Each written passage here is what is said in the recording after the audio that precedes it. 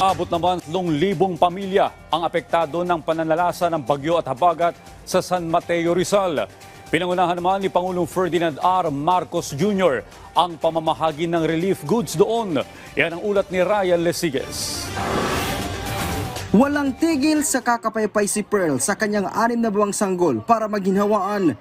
Hindi na rin siya masyadong tumatambay sa loob ng classroom para makaiwas sa kumpulan ng mga bakwit. Siksikan kasi sila sa evacuation center. Imbes kasi na 10 pamilya lang kada classroom, 23 pamilya silang nagsisiksikan. Nangangamba na rin si Pearl lalo pat nagkakasakit na ang kanyang sanggol.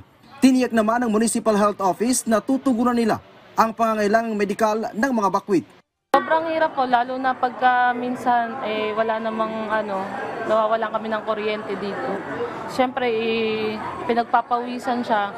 Ngayon inuubo pa po sa sinisipon, kaya medyo mahirap po. Tapos hindi po siya masyadong makatulog dahil sa sobrang daming tao dito at hindi makatulog, sobrang ingay. Bali po sa simula po nung first day po, mayroon po tayong nabigay po ng mga gamot at patuloy din po yung pag-procure po ng LGU po ng gamot po para sa mga patient. Si Nanay Anita naman nakauwi na at nakapaglinis na ng kanyang bahay.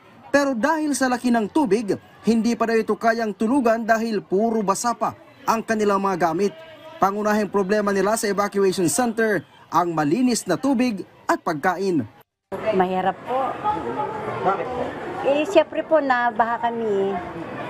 Hindi po kami masyado makakilos, yung makapag-bis na maayos, makapagpaligo dahil wala po dito tubig.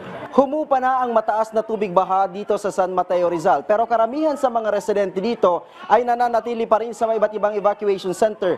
Kwento ng ilan sa kanila, natatakot pa daw silang bumalik sa kanilang mga bahay dahil mayat maya pa rin ang pagbuhos ng ulan. Sa San Mateo Elementary School, halos 700 pamilya ang pansamantalang nakikisilong dito. Katumbas ito ng halos 1,300 individual.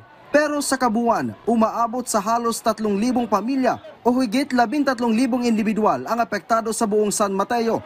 Kanina, pinangunahan ni Pangulong Ferdinand Marcos Jr. ang pamamahagi ng relief distribution sa mga apektadong residente sa San Mateo, Rizal. Kasama ng Pangulo sa pamamahagi ng family food packs si DSWD Secretary Rex Gatchalian.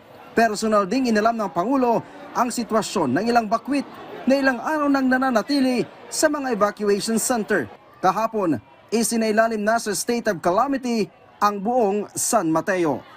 Ryan Lesiges para sa Pambansang TV sa Bagong Pilipinas.